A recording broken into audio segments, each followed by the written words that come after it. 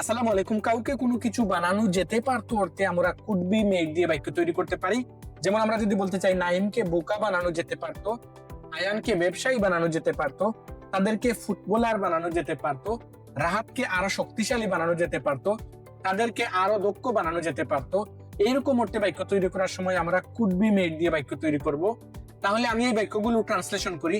নাইমকে বোকা বানানো যেতে পারতো, Naim could be made a fool, নাইমকে বোকা বানানো যেতে পারতো।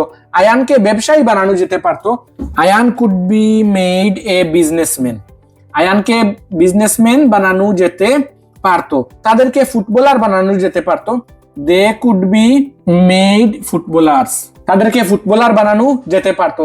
আমাকে একজন শিক্ষক বানানো যেতে পারতো, I could be made a teacher, তাকে আরো বেশি দক্ষ বানানো যেতে পারতো, he could be made more skilful, তাকে ইউনিয়ন পরিষদের চেয়ারম্যান বানানো যেতে পারতো, he could be made an union chairman.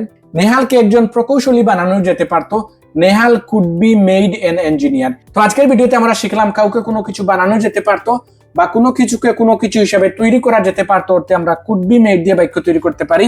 তাহলে আমি স্ক্রিনে কয়েকটি বাক্য দিয়ে যাব, আপনারা সেগুলো ট্রান্সলেশন করে কমেন্ট সেকশনে দিয়ে যান, যেন এগুলো আপনাদের প্র্যাকটিস হয়ে যায়। Thanks for watching, see you in the next video.